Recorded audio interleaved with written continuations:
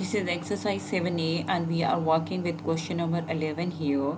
Question number 11 says in a school of 1200 students, the ratio of number of teachers to the student is 1:15. So number of students in the school are given like these are given. 1200 students are given in the school and the ratio of let the number of teachers in the school be T and the number of students be S, and this numbers ratio is 1:15. It is given कि teacher student ratio जो है वो आपके पास 1:15 है. अब आपने teachers तो आपको कैलकुलेट करना है the number of teachers students आपके पास हैं और वो आपने 1200 यहाँ पे मेंशन कर दिया. इस क्वेश्चन को करने के लिए we have many ways. This is one of the way. और फिर आपने इसको रेशो को फ्रैक्शन की फॉर्म में लिख दिया एंड मोर ओवर अब आपने इसको मल्टीप्लाई किया क्रॉसली तो 15t बराबर आ गया आपके पास 1200 के. और यहाँ से t की वैल्यू आ गई 1200 divided by 15 it gives you 80. तो अब आपके पास नंबर ऑफ टीचर्स जो हैं वो स्कूल में 80 है. अब इसी क्वेश्चन को करने का एक और वे जो है second method. We have 3-4 method to do this question. एक मेथड ये है कि आपके पास टीचर स्टूडेंट रेशियो जो है वो 1:15 है. अगर आपके पास स्टूडेंट बन जाएं 1200, 15 से 1200 कैसे बनेंगे?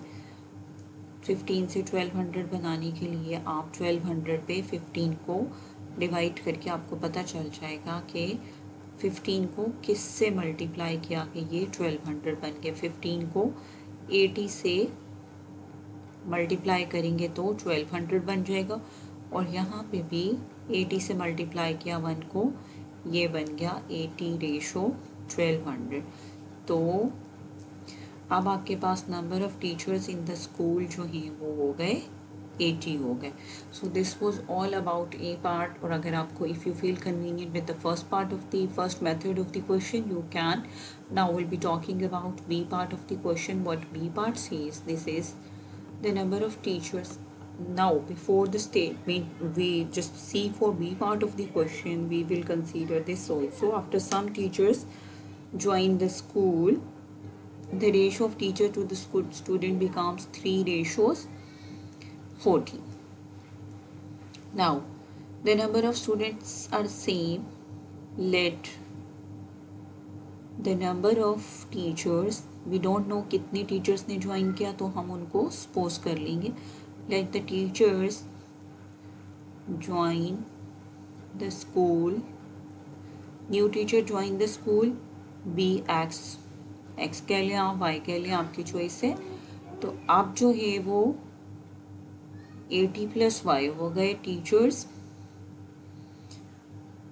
Now teachers in the school पहले 80 थे, कुछ और ने ज्वाइन किया तो 80 + y हो गए. Now teachers in the school हो गए 80 + y और स्टूडेंट्स जो हैं वो वही हैं 1200. अब उसके बाद it is given in the statement कि जब कुछ टीचर्स ने ज्वाइन कर लिया, कुछ टीचर के ज्वाइन के पहले थे 80. Firstly teachers in the school, teachers in the school were 80.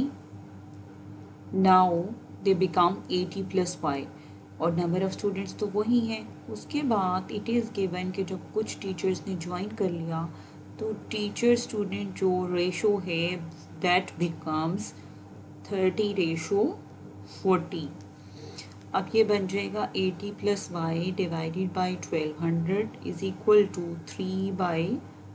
हमने गिवन रेशियोज़ को फ्रैक्शन की फॉर्म में लिख दिया. It is 40 and after that will crossly multiply them 3 times of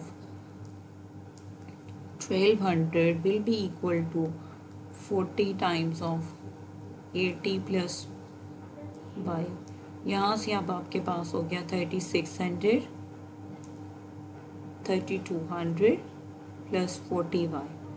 और सिंपली आप इसको जब 3600 में से 3200 को सब्ट्रैक्ट किया, अलजेब्रा के रूल्स यूज़ करें, ये आ गया। और फिर आपने जब इसको सब्ट्रैक्ट किया,